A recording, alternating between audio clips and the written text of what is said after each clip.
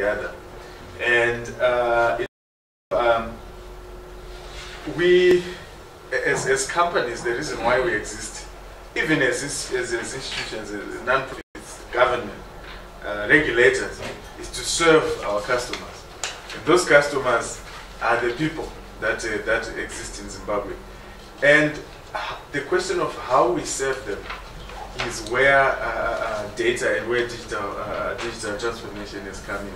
And it has been found that all the companies which have, I think, really gained and gotten the digital dividend are companies which have made things easier to use for the users. Look at Uber.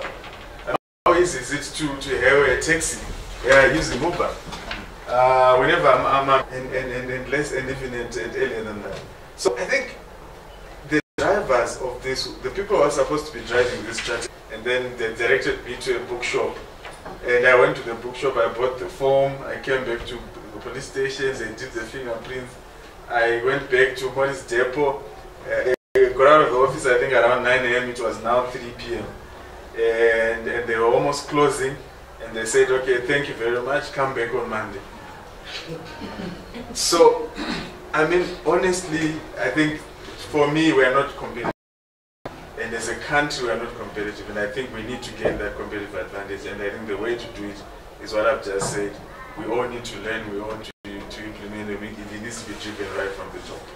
Thank you very much. We'll hear from Protras. But also, I think if you help us understand from your perspective, from where you're coming from, how that is really the heart of innovation, is in coming up with complete. Innovate is from the word novel, which is. I think that aspect of it does not really come from a very structured approach. This is something that grows randomly in a garden. And as long as we have these hierarchical structures, it won't work. And as long as the word, whatever is said, an idea is as strong as who gave it rather than its word, we are not going. And I think one of the things that must just change, particularly in the digital age, we just have to have a horizontal structure rather than a vertical pyramid.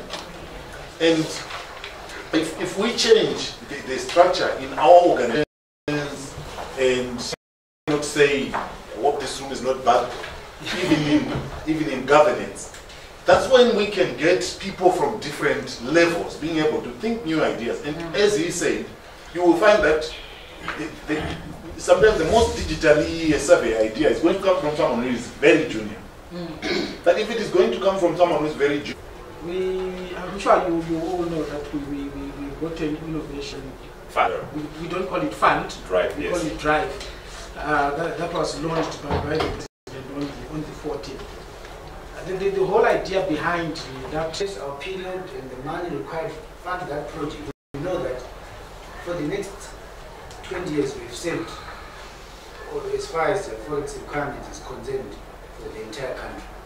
So I really applaud what they are doing, but I find that these projects, some of them, of course, may be of high impact, but they are small and will get benefits, but they may not help the around the payments as far as our forex payment is concerned. So it's something that I would like you to consider, because if we have a significant impact, and if you go to the banking sector, they are all prepared.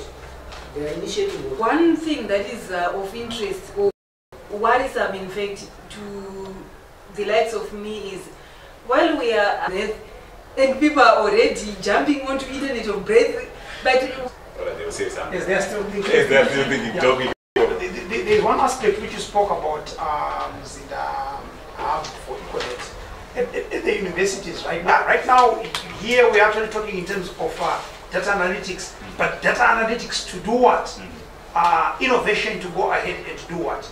So we need the correct, what I'm really hoping is that as those innovation hubs are being built by the ministry, that is the last time we hear about the ministry, then we start hearing about Liquid, about Tel One, about Datemtan, and we are hearing about Potras, we are hearing about Ministry of Health, them coming in with the real problems which need solutions. Because otherwise, as you was actually saying, we don't need a driverless car at the moment. What we want at the moment is a real solution for potholes. Because someone might go ahead and say, but you're being archaic. You are acknowledging potholes. But no matter how much we generate, unless if ED spins on his head and starts spewing out money, otherwise potholes are going to be with us the next few years, even as we are actually developing, as we are actually settling. But if you see the amount of money being spent by Harare City Council, I don't know where you guys stay. Where I stay, every 2 months Harare City Council guys come back to repair exactly the same pothole. We are not even manufacturing new potholes.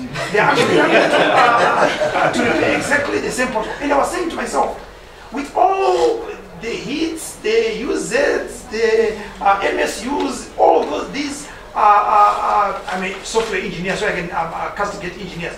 With all these people who are pretending to be engineers, surely someone should actually come up with a solution for repairing these potholes once and for all. And then Harare City Council can actually probably start putting in lights. I don't expect lights in my neighborhood. The pothole repaired first. And I know he's going to be coming every 2 months. So I think